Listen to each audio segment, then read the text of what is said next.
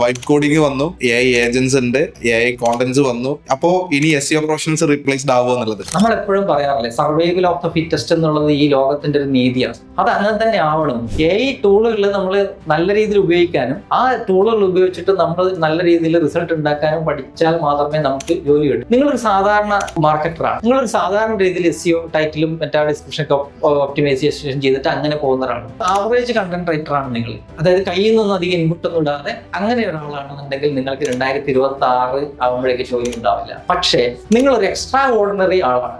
Market ചെയ്യാൻ വേണ്ടിയിട്ട് ഒരു പ്രൊഡക്റ്റ് നിങ്ങൾ ഏൽപ്പിച്ചു കഴിഞ്ഞാൽ അതിന്റെ ഓഡിയൻസ് എന്താണ് എന്ന് നിങ്ങൾ മനസ്സിലാക്കി, അത് ഏത് രീതിയിൽ പ്ലേസ് ചെയ്യണമെന്ന് മനസ്സിലാക്കിയിട്ട് അതിനെ പറ്റിയ ടൂൾസ് ഏതൊക്കെയാണ് വേണ്ടതെന്ന് നിങ്ങൾ മനസ്സിലാക്കി അത് ഇംപ്ലിമെന്റ് ചെയ്ത് മുന്നോട്ട് പോകാൻ പറ്റുന്ന ഒരാളാണെന്നുണ്ടെങ്കിൽ നിങ്ങൾക്ക് ഇപ്പൊ കിട്ടുന്നതിനേക്കാൾ ഡബിൾ ആയിട്ട് നിങ്ങളുടെ സാലറി ഹൈക്ക് ഉണ്ടാവും. അതുപോലെ തന്നെ കരിയർ മെച്ചപ്പെടുത്താനായിട്ട് പറ്റും. അപ്പോൾ നമ്മൾ അപ്ഗ്രേഡ് ചെയ്തതിനെ കുറിച്ച് ചിന്തിച്ചാൽ മതി. അതുകൊണ്ട് തന്നെ പുതുതായിട്ട് പഠിച്ചു വരുന്നവരോട് ഞാൻ എപ്പോഴും പറയുന്നത്, ഇത്രയും വർഷം എക്സ്പീരിയൻസ് ഉള്ളവരെ നിങ്ങൾക്ക് ഓവർകം ചെയ്യാൻ കിട്ടുന്ന ഏറ്റവും വലിയ ഗോൾഡൻ ചാൻസ് ആണ് ഈ 2025. 2026 എത്തുമ്പോഴേക്ക് നിങ്ങൾ അവരെക്കാൾ ടോപ്പിലേക്ക് എത്തും.